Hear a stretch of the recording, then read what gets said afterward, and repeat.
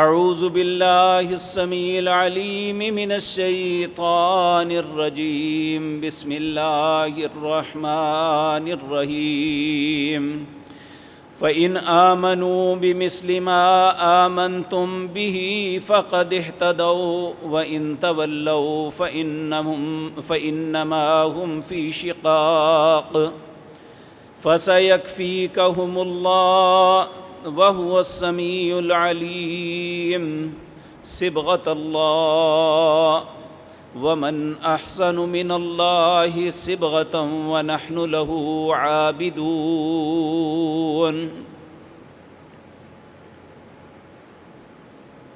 حضرات محترم، انسان اپنی زندگی کے اندر ماہ و سال، ہفتے، دن گنتا رہتا ہے۔ اسی طرح حضرت انسان کی زندگی گزر جاتی ہے۔ ہم جس خطے میں رہتے ہیں، ایک تو ہمارے لیے وہ اسلامی کیلنڈر ہے جو اللہ رب العزت نے مرتب کیا، اور ایک وہ کیلنڈر ہے جو سورج کے اعتبار سے دنیا والوں نے بنایا۔ جو کیلنڈر اللہ نے بنایا اس کا تذکرہ قرآن کریم کے اندر اللہ نے فرمایا، ان عدۃ الشہور عند اللہ 12 شہرا فی کتاب اللہ یوم خلق السماوات والارض۔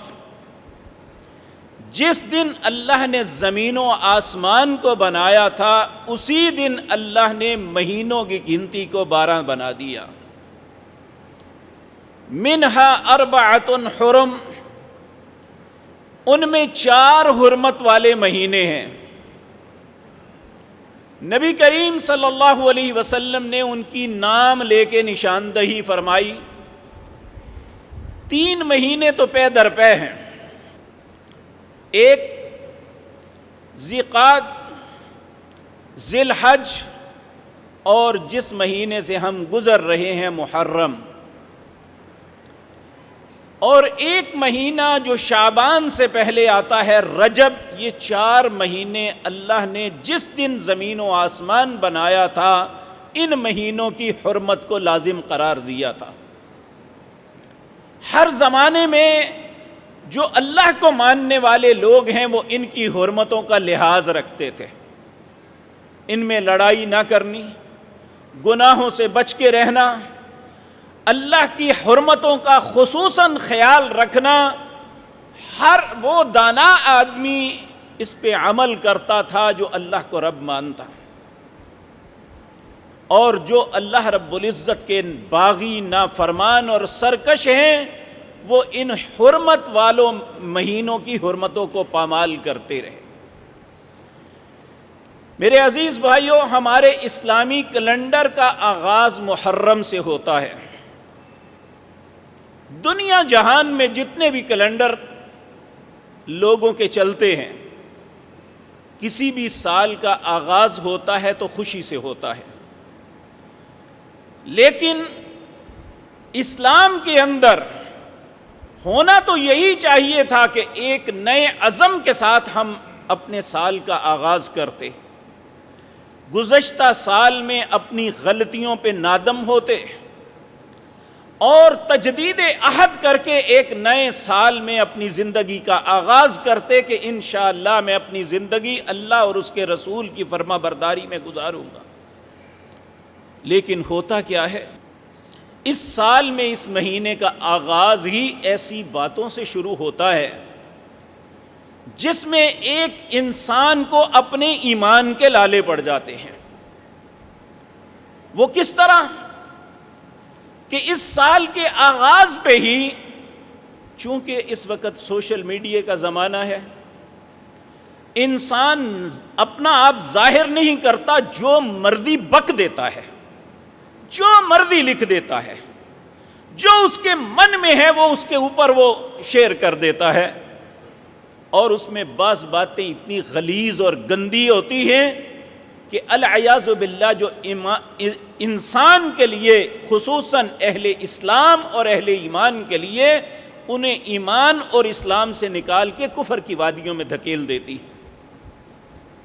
ان میں ایک بات ہے نبی کریم صلی اللہ علیہ وسلم کے اصحاب کے متعلق، ان دنوں بہت سی گفتگو شروع ہو جاتی ہے۔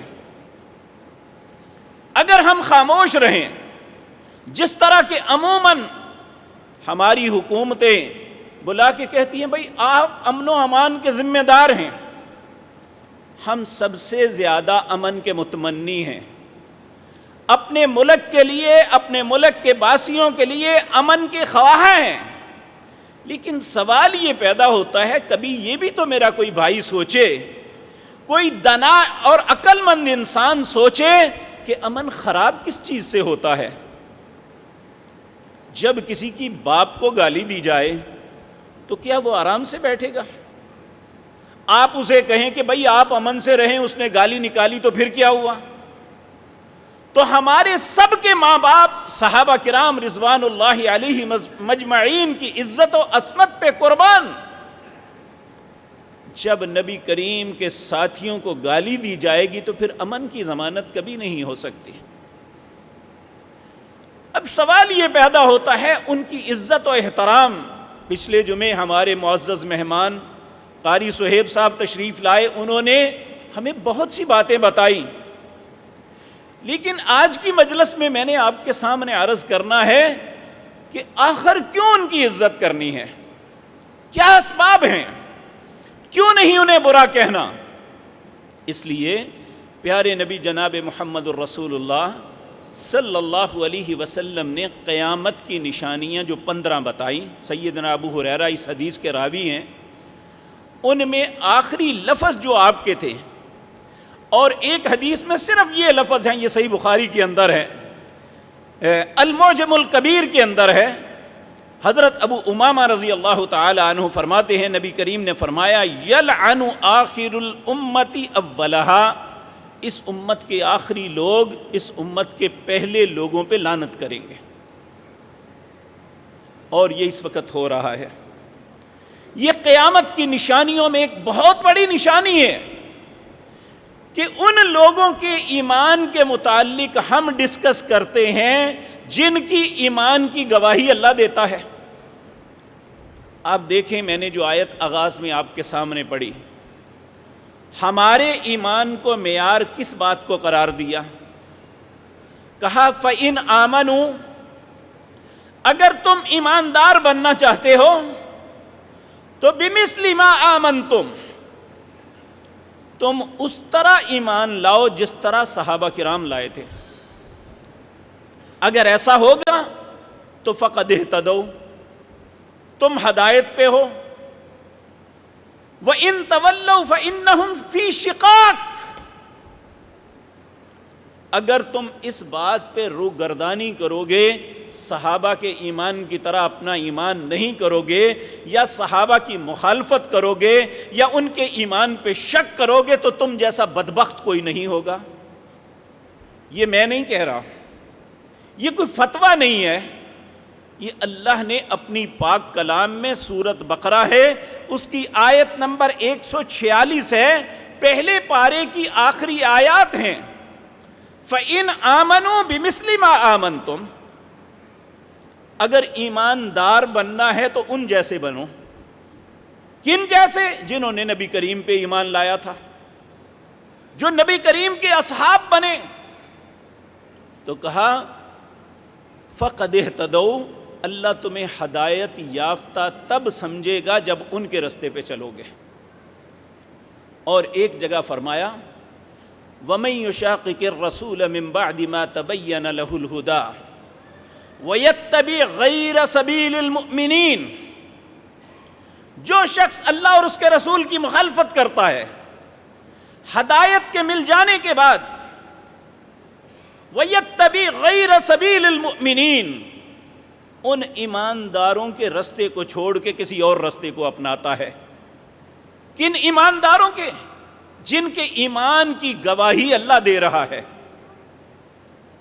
اللہ رب العزت فرماتے ہیں وَيَتَّبِعْ غَيْرَ سَبِيلِ الْمُؤْمِنِينَ نُوَلِّهِ مَا تَوَلَّىٰ، پھر میں اسے بھٹکتا ہوا چھوڑ دوں گا، جو چاہتا ہے کرتا رہے، لیکن اپنے انجام سے خبردار رہے، وَنُسْلِهِ جَهَنَّمَ وَسَاءَتْ مَصِيرًا، اس بندے کا ٹھکانہ جہنم ہے جو بہت برا ہے۔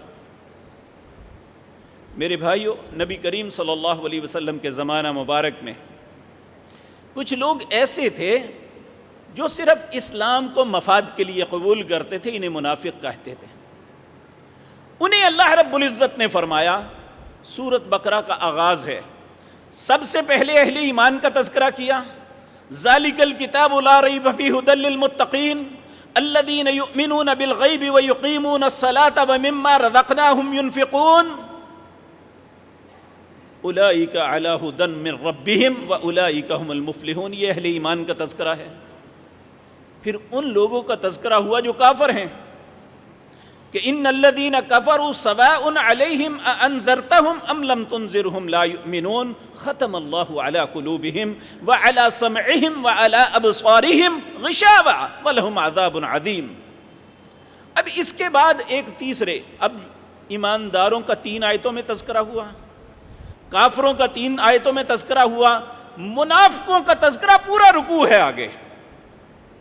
ان میں اللہ رب العزت کہتے ہیں کہ وَإِذَا قِيلَ لَهُمْ آمِنُوا كَمَا آمَنَ النَّاسِ، جب ان منافقین کو یہ کہا جاتا ہے نا کہ جس طرح یہ صحابہ، یہ لوگ ایمان لائے اس طرح تم ایمان لاؤ، تو آگے سے مذاق کرتے ہوئے، ٹچکر کرتے ہوئے کہتے ہیں قَالُوا أَنُؤْمِنُوا كَمَا آمَنَ السُّفَهَاءُ، ہم اس طرح ایمان لائیں جس طرح یہ بے وقوف لائے ہیں، نعوذ باللہ۔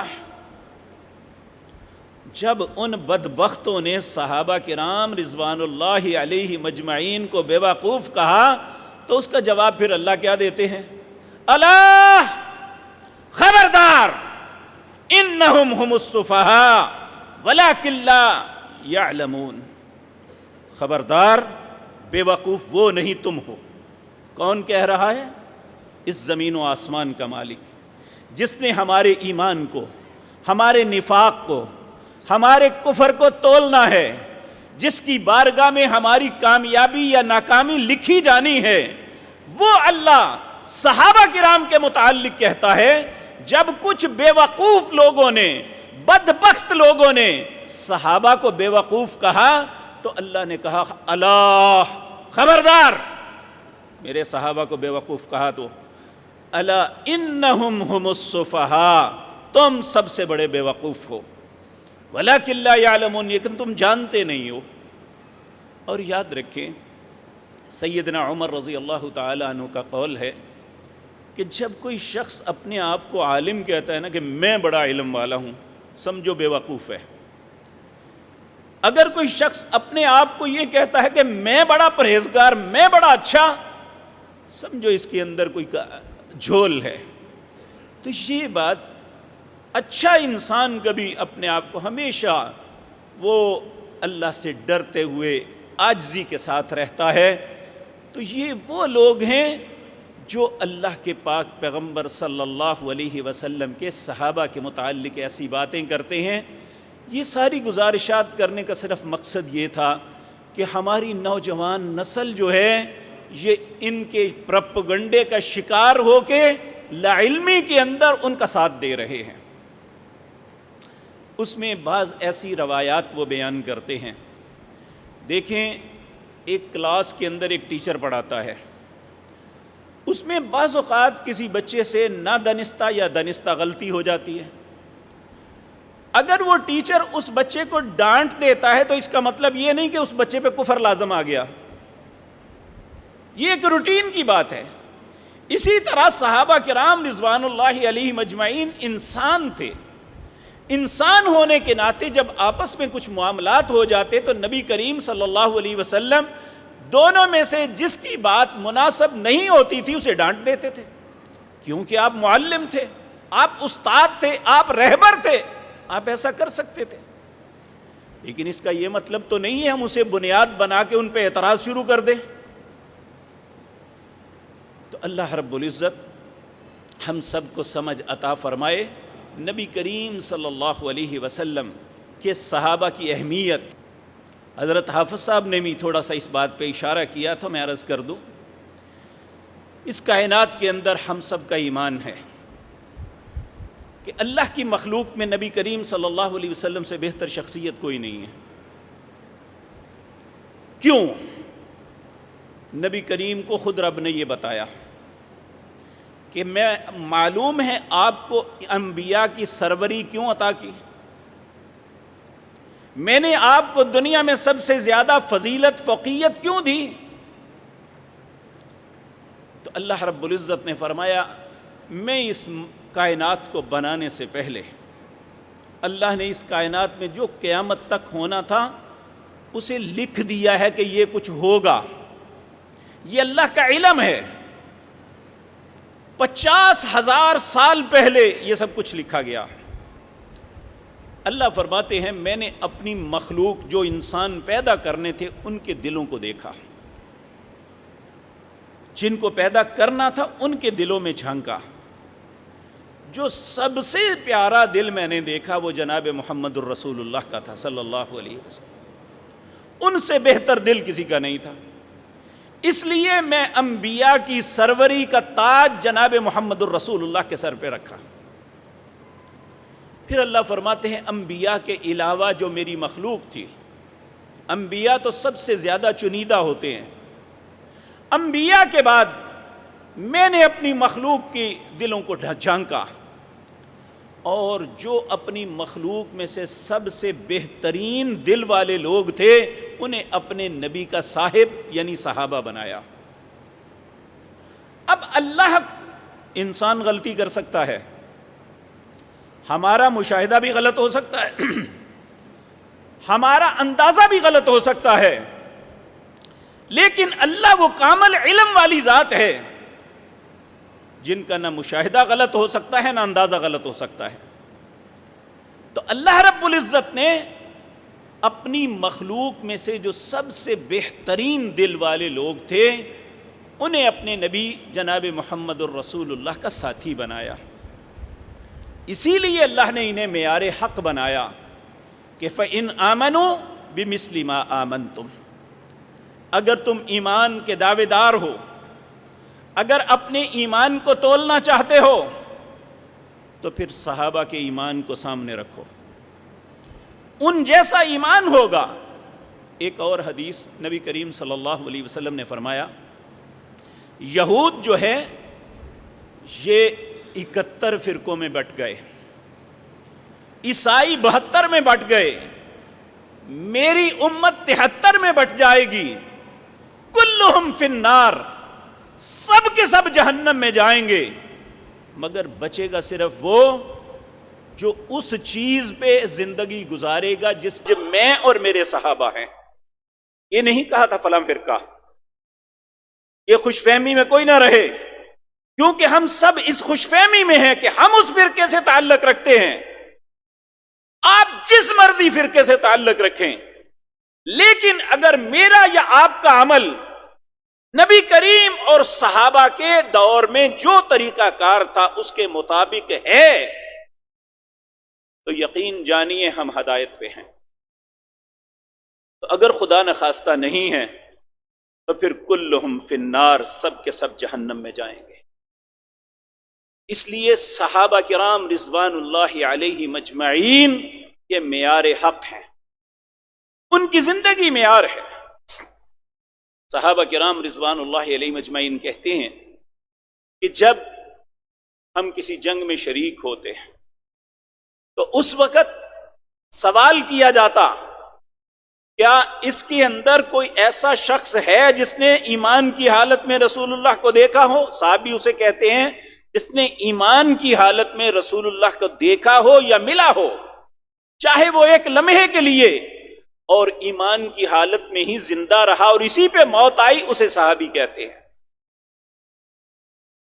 کہا کوئی صحابی ہے؟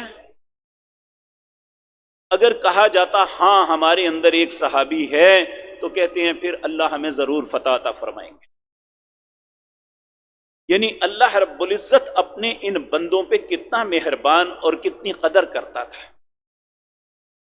میرے بھائیو یہ بات یاد رکھیں، آج بھی بہت سے امتحانات ہوتے ہیں، اس کا رزلٹ جو ہے ہمیشہ مخفی رکھا جاتا ہے کہ رزلٹ اناؤنس ہونے سے پہلے بتایا نہیں جاتا کسی کو بھی، اور جو رزلٹ بنانے والے ہیں ان سے حلف لیا جاتا ہے کہ آپ نے اسے آؤٹ نہیں کرنا۔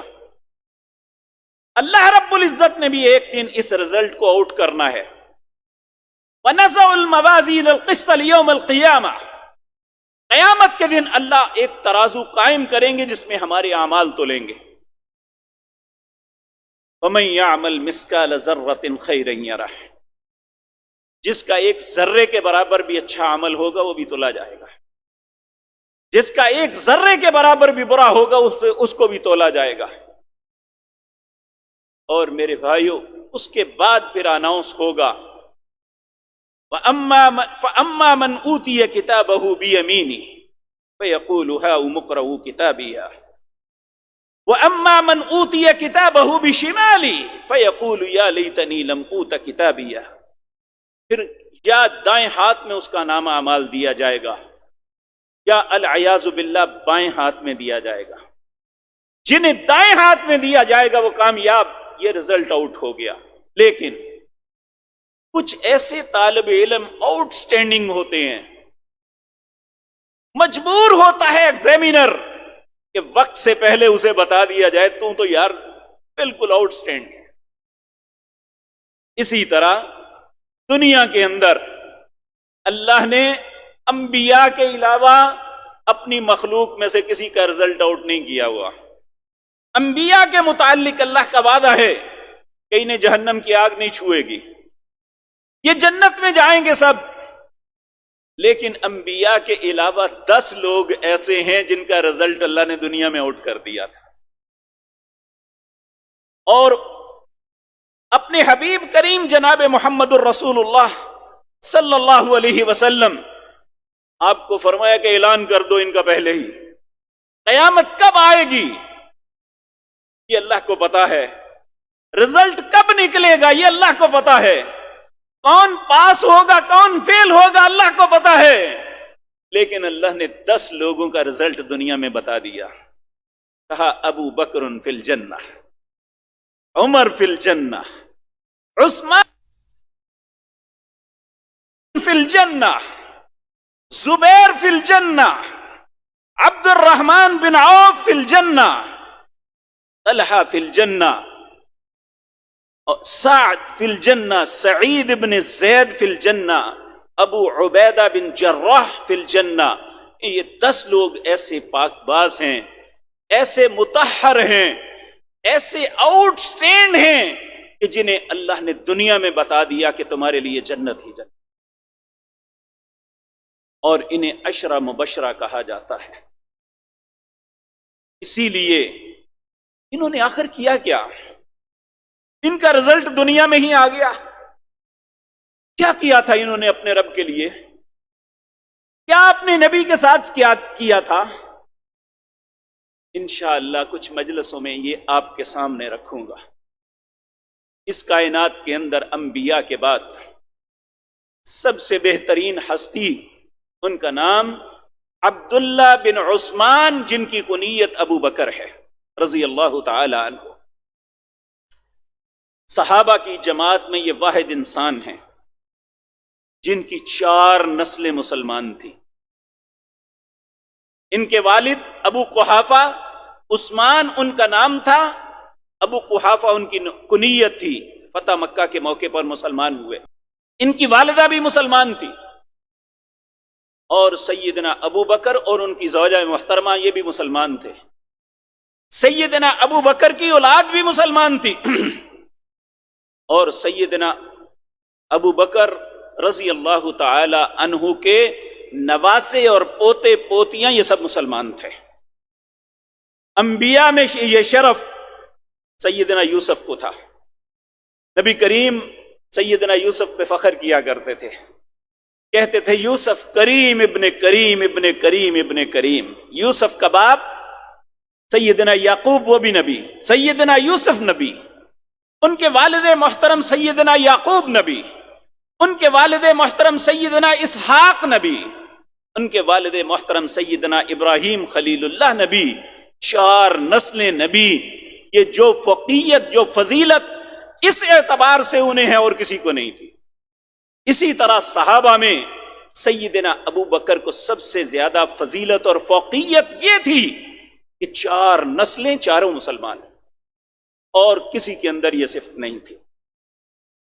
تو سیدنا ابو بکر رضی اللہ تعالیٰ عنہ کی دوسری فضیلت یہ ہے، بلکہ حقیقتاً یہ پہلی فضیلت ہے، کہ نبی کریم صلی اللہ علیہ وسلم آپ پر جب نبوت نازل ہوئی، آپ نے سب سے پہلے جن لوگوں سے بات کی ان میں سیدنا ابو بکر بھی تھے، اور مردوں کے اندر سب سے پہلے اسلام لانے والی شخصیت کا نام عبداللہ بن عثمان، جن کی کنیت ابو بکر صدیق رضی اللہ تعالی عنہ، یہ پہلے مسلمان تھے۔ ایک دفعہ صحابہ کرام کے کسی معاملے میں تکرار ہو گیا تو سیدنا ابو بکر نے انہیں سخت سست کہا، انہوں نے شکایت کی نبی کریم صلی اللہ علیہ وسلم سے۔ ابو بکر نے ہمارے ساتھ ناراضگی کا اظہار فرمایا ہے۔ آپ نے فرمایا جس دن تم لوگوں نے مجھے جھٹلایا ابو بکر نے میری تصدیق کی، تم مجھ پہ ایمان نہ لائے، یہ مجھ پہ ایمان لائے، تم نے اپنا مال مجھ سے روکا، سیدنا ابو بکر نے مجھ پہ مال خرچ کیا، کیا تم میرے لیے میرے ساتھی کو چھوڑ نہیں سکتے؟ حضرت عمر رضی اللہ تعالیٰ عنہ کہتے ہیں اس کے بعد زندگی بھر میں نے ابو بکر کے سامنے بات نہیں کی کہ جس شخصیت کا رسول اللہ اتنا لحاظ کرتے ہیں اس کے سامنے بات کرنے کی جرت کیسے کریں۔ اور سیدنا ابو بکر صدیق رضی اللہ تعالیٰ عنہ پہلے دن مسلمان ہوئے، اور اسلام لانے کے بعد دوسرے دن آپ کی وجہ سے نبی کریم کے تو گھر والے مسلمان ہوئے تھے نا، نبی کریم، آپ کی زوجہ محترمہ سیدہ خدیجہ، آپ کا غلام زید بن حارثہ، آپ کا گھر میں رہنے والا جس کے آپ کفیل تھے سیدنا علی بن ابی طالب جو ابھی بچے تھے، اور باہر کے لوگوں میں واحد سیدنا ابو بکر تھے جنہوں نے اسلام کو قبول کیا۔ کیوں نہ کرتے؟ بعض لوگوں کو اللہ نے منفرد بنایا ہوتا ہے، وہ بچپن میں ہی ان کی عادتیں بڑی اچھی ہوتی ہیں۔ آپ دیکھیں مکہ مکرمہ یا جاہلیت کی زندگی میں ناممکن تھا کہ کوئی شراب نہ پیتا ہو، یہ ہر مجلس کی زینت تھی۔ ناممکن تھا کہ کسی نے زنا نہ کیا ہو، کیونکہ یہ معاشرے کا معمول تھا۔ ناممکن تھا کسی کا حق نہ مارا ہو، کیونکہ ہر طاقت والی سے اپنا حق سمجھتا تھا۔ لیکن سیدنا ابو بکر کی شخصیت وہ تھی کہ جاہلیت کے اندر بھی وہ ان ساری خباثتوں سے اللہ نے انہیں پاک رکھا ہوا تھا۔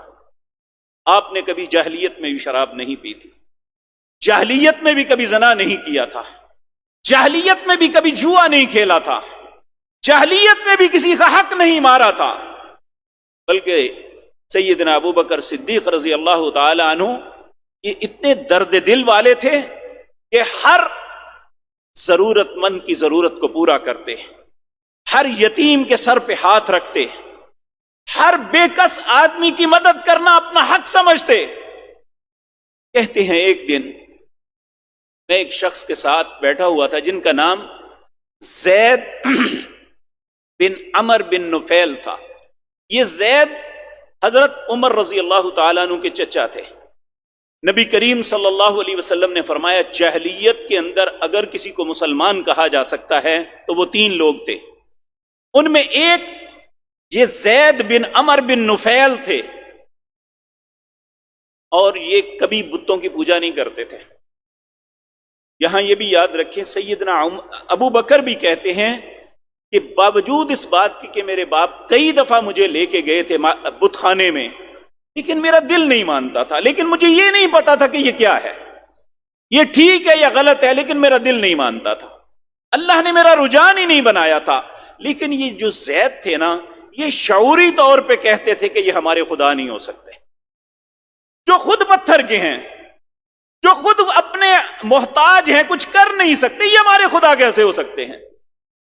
ایک دن کہتے ہیں میں عمر بن نفیل کے ساتھ، زید بن عمر بن نفیل کے ساتھ کعبۃ اللہ کے صحن میں بیٹھا ہوا تھا، تو ایک شخص آیا جس کا نام عقبہ تھا۔ اس نے آ کے کہا او حق کے متلاشی، حق ملا؟ وہ کہنے لگا ابھی تک نہیں پتا۔ حق کیا ہے؟ وہ کون سی ذات ہے جس نے اس کائنات کو بنایا ہے؟ لیکن یہ جو کچھ تمہارے تصورات ہیں میں اسے غلط سمجھتا ہوں۔ اور اس نے پھر ایک شعر پڑھا جس کا ترجمہ یہ تھا کہ اللہ کی قسم، جب قیامت قائم ہوگی اس دن صرف وہی دین کام آئے گا جو اللہ رب العزت نے نازل کیا ہوگا، اور وہی ہمارا رب ہے۔ حضرت ابو بکر صدیق رضی اللہ تعالی عنہ کہتے ہیں اس دن پھر اس نے دوسرا سوال یہ کیا کہ اس جس نبی کی آمد کا تذکرہ ہم سنتے ہیں وہ کہاں سے ہوگا، کن سے ہوگا؟ حضرت زید بن عمر بن نفیل نے کہا مجھے بھی اس کا کوئی پتہ نہیں۔ حضرت ابو بکر کہتے ہیں اس دن پہلے دن مجھے پتا چلا کہ کوئی نبی بھی آنے والا ہے۔ کہتے ہیں اس وقت ہمارے مکہ مکرمہ کے اندر حضرت ختیجہ کے ایک چچا زاد بھائی تھے جن کا نام ورقہ بن نوفل تھا۔ یہ ایک عیسائی عالم دین تھے، ہمیشہ تدبر و تفکر میں رہتے تھے، جن کے متعلق رسول اللہ نے فرمایا تھا جاہلیت کے مسلمان ان میں ایک یہ بھی تھے، ورقہ بن نوفل۔ ان کے پاس گئے، حضرت ابو بکر کہتے ہیں میں گیا، جا کے پوچھا کہ اے ورقہ مجھے یہ بتا کہ میں نے یہ بات سنی ہے، کیا کسی نبی کی آمد کی توقع ہے؟ اس نے کہا ہاں اللہ کی قسم، ہم اپنی کتاب انجیل میں اور تورات میں یہ پڑھ رہے ہیں۔ تو کہا وہ کہاں آئے گا، کن میں سے ہوگا؟ تو ورقہ بن نوفل نے کہا اس کائنات کے اندر میں علم الانساب کا، نسب کا علم جانتا ہوں، تمہارے خاندان سے بہتر دنیا میں کوئی خاندان نہیں، یعنی قریش کے خاندان سے بہتر کوئی خاندان نہیں، اور مجھے توقع ہے کہ وہ نبی تم میں سے ہوگا۔ تو سیدنا ابو بکر صدیق رضی اللہ تعالیٰ عنہ کہتے ہیں اس دن سے میرے دل میں تمنا تھی کہ اگر وہ نبی آئے تو سب سے پہلے میں ان پہ ایمان لاؤں گا۔ اور پھر اللہ نے اپنے حبیب کریم جناب محمد الرسول اللہ کو نبوت سے نوازا، تو سب سے پہلی شخصیت جنہوں نے آپ کا کلمہ پڑھا تھا اشہد ان لا الہ الا اللہ و اشہد ان محمدًا عبدہ و رسولہ، وہ سیدنا ابو بکر تھے رضی اللہ تعالی عنہ۔ آج ان کے متعلق بات کرتے ہیں۔ پھر اگلے دن حضرت ابو بکر نے کی دعوت پہ جو لوگ مسلمان ہوئے وہ 6 لوگ تھے، ان میں ان کے دوست سیدنا عثمان بن عفان بھی تھے، اور اسلام کے سب سے پہلے مبلغ جب اللہ نے اپنے حبیب کریم صلی اللہ علیہ وسلم کو حکم دیا وَأَنذِرْ عَشِيرَتَكَ الْأَقْرَبِينَ، اس سے پہلے سیدنا ابو بکر نے ایک دن نبی کریم کو کہا کہ ہمیں اب عام دعوت دینی چاہیے۔ آپ نے فرمایا ابو بکر ابھی ہم کم ہیں۔ کہتے ہیں اس وقت صرف 39 لوگ مسلمان تھے۔ میں نے کہا اللہ کے پاک پیغمبر پھر کیا ہوا کم ہے تو میں بات کرتا ہوں۔ اور پھر حضرت ابو بکر وہ پہلے خطیب تھے جنہوں نے سب سے پہلے قریش کی مجلس میں جا کے اللہ واحد کی تبلیغ کی تھی۔ یا جن لوگوں نے یہ سب کچھ کیا، ایک موقع ایسا بھی آیا، عقبہ بن ابی معیط اس بدبخت نے نبی کریم کو حرم کے صحن میں نماز پڑھتے ہوئے دیکھا، اپنا کپڑا اتار کے نبی کریم کے گلے میں ڈال کے اسے بل دینے شروع کر دیا۔ کسی میں جرت نہیں تھی، یہ بڑا بدبخت تھا، کسی میں جرت نہیں، کوئی بھی آگے بھی ہوتا۔ حضرت عبداللہ بن مسعود کہتے ہیں ہم میں کسی نے ہمت نہ کی۔ حضرت ابو بکر کو پتا چلا کہ نبی کریم کے ساتھ ہی ہو رہا ہے، گھر سے بھاگتے ہوئے آئے اور یہ کہتے جا رہے تھے اتقتلون رجلا ان یقول ربی اللہ، ایک ایسی شخصیت کو مارنے کی کوشش کرتے ہو جو کہتا ہے میرا رب اللہ ہے۔ صرف ان کا قصور یہ ہے کہ وہ کہتا ہے میرا رب اللہ ہے۔ ہمیشہ اہل کفر نے اہل ایمان کو اسی سبب قتل کیا کہ وہ کہتے ہیں ہمارا رب اللہ ہے اور کوئی نہیں ہے۔ اتقتلون، پھر آ کے دھکا دیا، انہیں گرا دیا۔ جب سیدنا ابو بکر نے یہ معاملہ کیا تو انہوں نے سب نے مل کے حضرت ابو بکر کو اتنا مارا کہ وہ بے ہوش ہو گئے۔ حضرت ابو بکر کی خاندان کے لوگوں کو پتہ چلا، وہ سب آئے اور دیکھا حضرت ابو بکر سخت مضروب ہیں، سخت انہیں جو ہے چوٹیں آئی ہوئی ہیں، اور ایسے معلوم ہوتا تھا کہ یہ جانبر نہیں ہو سکیں گے۔ اٹھایا گھر لے گئے۔ انہوں نے کہا حضرت ابو بکر کے گھر والوں کو کہ انہیں دوا دارو کرو اور انہیں ہوش میں لانے کی کوشش کرو۔ یہ کوشش کرتے ہوئے ان کے چہرے مبارک پہ چھینٹے مارتے اور انہیں دوا دارو کرتے ہوئے جب ہوش آئی، قوم کے لوگ ارد گرد کھڑے ہیں، آنکھ کھلتے ہی سب سے پہلے کہا مجھے رسول اللہ کا بتاؤ ان کا کیا حال ہے۔ قوم کے لوگوں نے کہا ہم تمہاری جان پہ در پہ ہیں اور تم نبی کریم کے متعلق پوچھ رہے ہو جن کی وجہ سے یہ سب کچھ ہوا۔ کہا مجھے اور کسی کی پرواہ نہ، اپنی جان کی پرواہ نہیں، مجھے بتاؤ رسول اللہ کا کیا حال ہے۔ قوم کے لوگ ناراض ہو کے چلے گئے، کہا مجھے کوئی پرواہ نہیں ہے۔ آپ اپنی والدہ سے کہنے لگے رسول اللہ کا پتہ کرو۔ وہ ام جمیل رضی اللہ تعالی عنہا ان کے پاس گئی، ان کے جا کے کہنے لگی میں ابو بکر کی والدہ ہوں، محمد صلی اللہ علیہ وسلم کا کیا حال ہے؟ اس نے کہا نہ میں ابو بکر کو جانتی ہوں نہ محمد کو جانتی ہوں، کیونکہ اس وقت مسلمانوں کے بڑے سخت حالات تھے۔ ہاں مجھے ابو بکر کے پاس لے چلو پھر میں بتاؤں گی۔ ابو بکر کے پاس آئے تو انہوں نے پوچھا کیا حال ہے نبی کریم صلی اللہ علیہ وسلم کا، انہیں جو اذیت اور تکلیف دی گئی تھی۔ تو اس نے کہا نبی کریم بخیریت ہیں۔ حضرت ابو بکر صدیق رضی اللہ تعالیٰ عنہ کہنے لگے اگر نبی کریم خیریت سے ہیں تو میری تکلیف کوئی حیثیت نہیں رکھتی، مجھے آپ کے پاس لے چلو۔ آپ کی والدہ اور ام جمیل نے ان کو سہارا دے کے نبی کریم صلی اللہ علیہ وسلم کے پاس لے گئے اور دیکھ کے کہنے لگے یا رسول اللہ آپ کا چہرہ انور دیکھ کے میری زندگی کی ساری تکلیفیں ختم ہو گئی۔ یہ وہ شخصیت تھی جنہوں نے اپنی جان تک نبی کریم صلی اللہ علیہ وسلم کے لیے قربان کی۔ میرے بھائیوں، میں تاریخ حدیث کی کتابیں ایک طالب علم کی حیثیت سے جہاں تک پڑھ سکا،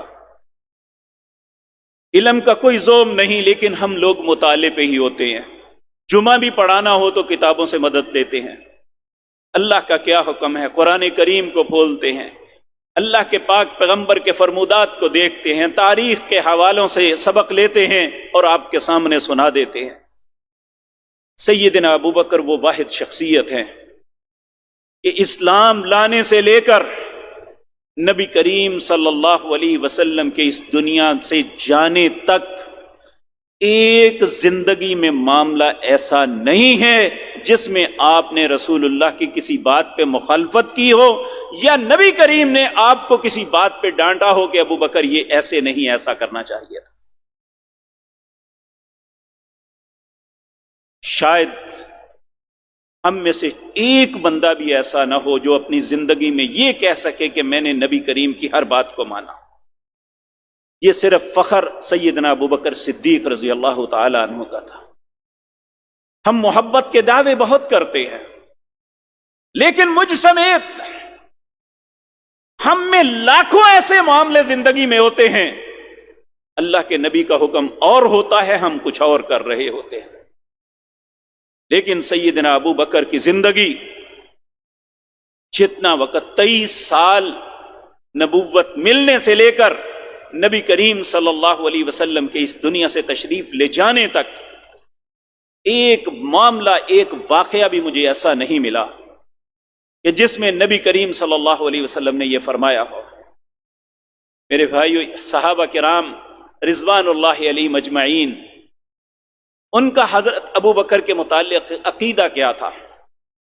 صحابہ کرام کہتے ہیں روئے زمین پہ جتنے ایماندار ہیں سب کا ایمان ایک پلڑے میں رکھ دیا جائے، سیدنا عمر سے لے کر مجھ جیسے گناہگار تک، سب کا ایمان ایک پلڑے میں رکھ دیا جائے، دوسرے پلڑے میں سیدنا ابو بکر کا ایمان رکھ دیا جائے، سیدنا ابو بکر کا ایمان سب پہ بھاری ہوگا۔ کیا آج ایک وہ شخص جس کی اپنی زندگی خطاؤں سے خالی نہیں ہے، جو اپنی زندگی نہیں ہر دن میں کئی مرتبہ اللہ اور اس کے رسول کی نافرمانی کرتا ہے، کیا اس کا استحقاق ہے کہ سیدنا ابو بکر پہ انگلی اٹھائے، کہ وہ سیدنا ابو بکر کے کسی عمل پہ اعتراض کرے جن کے اعمال پہ اللہ نے اعتراض نہیں کیا، جس نے فیصلے کرنے ہیں؟ اللہ یحکم بینکم یوم القیامت فیما کانوا فیہ یختلفون، اللہ وہ ذات پاک ہے جو فیصلے کرے گی جس میں تم اختلاف کرتے ہو۔ تو جس شخصیت کے متعلق اللہ نے فیصلہ ایسا نہیں کیا، کیونکہ ہم میں سے کسی انسان کی جرت ہونی چاہیے ان کے متعلق انگلی اٹھائے؟ میرے بھائیو، ایک دن اللہ اکبر، سید عائشہ صدیقہ رضی اللہ تعالی عنہ اپنے گھر کے صحن میں لیٹی ہوئی تھی، آسمان بڑا صاف شفاف تھا، ستارے چمک رہے تھے، تو پوچھنے لگی یا رسول اللہ کوئی ایسا بھی انسان ہے جس کے اعمال نیکیاں ستاروں کی تعداد کے برابر ہوں؟ دل میں خیال تھا کہ میرے والد کا نام لیا جائے گا۔ کہنے لگی یار نبی کریم نے فرمایا عائشہ ہاں ہے۔ کہا کس کی؟ کہا عمر بن خطاب کی۔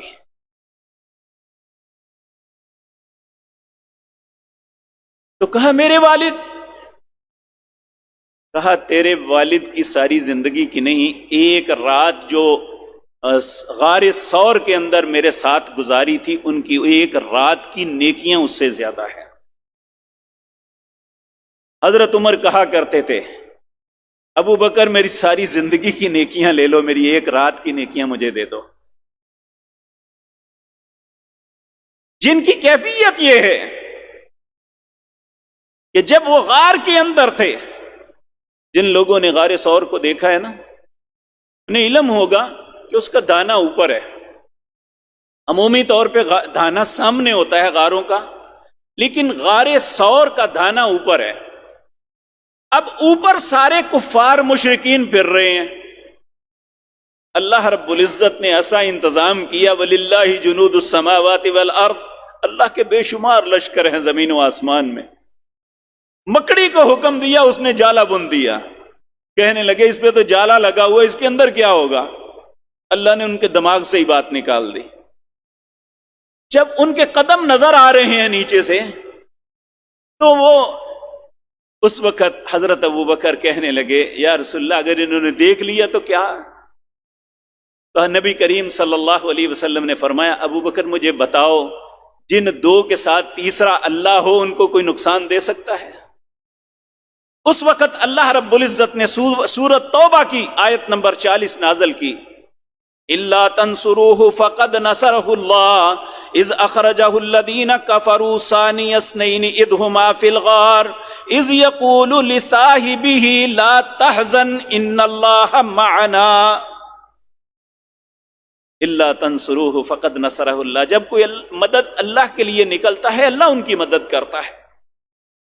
جب نکلے کفار نبی کریم اور ان کے ساتھیوں کی تلاش میں، ثانی اثنین، ان دونوں کے پیچھے جو غار میں چھپے ہوئے تھے، اذ یقول لصاحبہ، جب کہا ان کے صاحب نے، یعنی ابو بکر کے صاحب جناب محمد الرسول اللہ نے کہا لا تحزن، ابو بکر غم نہ کر، ان اللہ معنا، اللہ ہمارے ساتھ ہے۔